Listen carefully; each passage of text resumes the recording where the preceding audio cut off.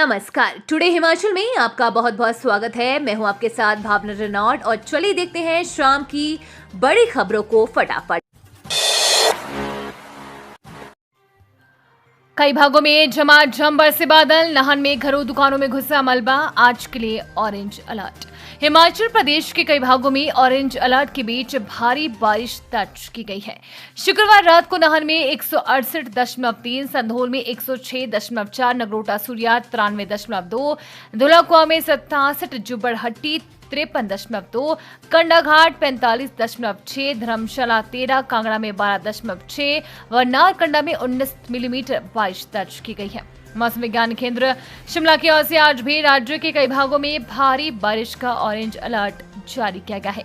11 से 16 अगस्त तक कुछ स्थानों के लिए भारी बारिश का येलो अलर्ट जारी किया गया है। प्रदेश की राजधानी शिमला में भी शनिवार दोपहर को झमाझम बारिश शुरू हुई है। पूरा शहर धुंध के आगोश में है। उधर प्रदेश में जगह जगह भूस्खलन से प्रदेश में 50 से अधिक सड़कें व पेयजल योजनाएं भी ठप है। कई भागों में बिजली आपूर्ति ठप है। चंडीगढ़ शिमला एनएच पर हादसा, यात्रियों से भरी बस बिजली के खंभे से टकराई। चंडीगढ़ शिमला राष्ट्रीय उच्च मार्ग 5 तंबू मोड़ के पास हरियाणा रोडवेज की एक बस दुर्घटनाग्रस्त हो गई है। हादसे के दौरान बस में चालक, परिचालक समेत 20 से 25 लोग सवार थे, जो कि सभी सुरक्षित बताए जा रहे हैं। जानकारी के अनुसार बस शिमला से चंडीगढ़ की ओर जा रही थी। जैसे ही बस तंबू मोड़ के पास पहुंची तो अचानक से अनियंत्रित हो गई। इस दौरान बस सड़क की रेलिंग को तोड़ते हुए बिजली के खंभे टकराकर अटक गई। हादसे का कारण बस को ओवर स्पीड से चलाना बताया जा रहा है। वहीं सूचना मिलने के बाद पुलिस भी मौके पर पहुंच गई तथा बस को निकालने के प्रयास किए जा रहे हैं। लोगों के हक छीन रही हिमाचल सरकार, सीएम सुक्खू पर जमकर फूटा भाजपा का गुस्सा। हिमाचल प्रदेश सरकार पर भाजपा ने जमकर निशाना साधा है। सीएम सुक्खू की गारंटियों को झूठा बताया है। साथ ही कहा कि हिमाचल के लोगों का विश्वास टूट चुका है।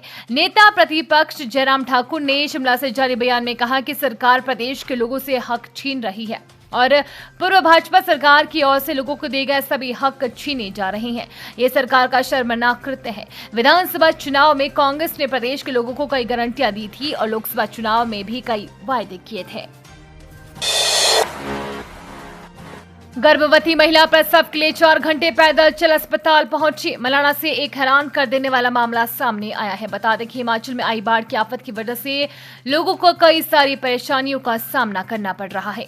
बता दें कि एक गर्भवती महिला को जोखिम भरे रास्ते से प्रसव के लिए अस्पताल लाया गया। जिस तार स्पेन से मलाना गांव राशन पहुंचाता है, मजबूरन उसी तार स्पेन में डालकर महिला को सबसे जोखिम भरे पॉइंट को दूसरी तरफ पार करवाया गया। हालांकि इन तार स्पेनों में मात्र राशन, फल व सब्जियां ही ढोई जाती है। महिला के परिजन भी इस डगर से होकर आए। स्वास्थ्य विभाग की टीम भी इस दौरान साथ थी। तार स्पेन से उतरने के बाद भी महिला को गाड़ी तक पहुंचने के लिए जोखिम भरी राहों पर पार करना पड़ा। मॉनसून से इस साल 900 करोड़ रुपए का नुकसान, केंद्र से नहीं मिली राहत, सीएम सुक्खू ने बीजेपी पर कसा तंज। मुख्यमंत्री सुखविंदर सिंह सुक्खू ने कहा कि राज्य में मॉनसून से अब तक 900 करोड़ रुपए का नुकसान हुआ है।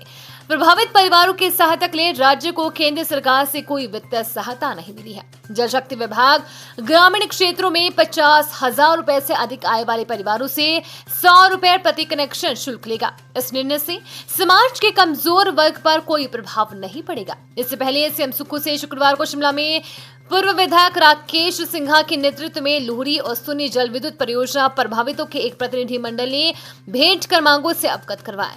मुख्यमंत्री ने कहा कि पूर्व भाजपा सरकार ने प्रदेश के लोगों के हितों की अनदेखी की, लेकिन वर्तमान राज्य सरकार प्रदेश के लोगों को उनका हक दिलाने के लिए हर संभव प्रयास कर रही है। महिलाओं को अब एचआरटीसी में नहीं मिलेगी 50% छूट, स्कूली बच्चों के लिए भी तय होगा किराया। हिमाचल प्रदेश में महिलाओं को बस किराए में 50% छूट को घटाकर 25% करने की तैयारी है। हिमाचल पथ परिवहन निगम को घाटे से उबारने की कवायद के तहत सरकार का फैसला लेने जा रही है। इसके अलावा प्रदेश के सरकारी स्कूलों के बच्चों के लिए एचआरटीसी बसों में निःशुल्क सफर के स्थान पर न्यूनतम किराया तय करने पर भी विचार हो रहा है। वीरवार को हुई मंत्रिमंडल की बैठक में इसे लेकर चर्चा हुई है। निगम का प्रति किलोमीटर बस संचालन का खर्चा करीब 80 रुपए है, जबकि आय बेहद कम है। प्रदेश सरकार एचआरटीसी को सालाना करीब 700 करोड़ रुपए ग्रांट देती है। सरकार का प्रयास है कि निगम की माली हालत सुधार कर ग्रांट कम करे। इसी कड़ी में आर्थिक संकट से गुजर रही प्रदेश सरकार सख्त फैसले लेने की तैयारी में है। मंत्रिमंडल की बैठक में सरकार ने पुलिस कर्मियों को निगम की बसों में निःशुल्क सफर बंद करने का फैसला लिया है। इससे पहले एचआरटीसी निदेशक मंडल की बैठक में निजी स्कूलों के बस पास की दरें दोगुनी करने और रियायती कार्ड की दरें दोगुनी कर वैधता अवधि 2 साल से घटाकर 1 साल करने का निर्णय लिया जा चुका है। सीएम सुक्खू बोले, प्राकृतिक खेती योजना जल्द करेंगे लागू, 1,92,000 किसानों को लाभ।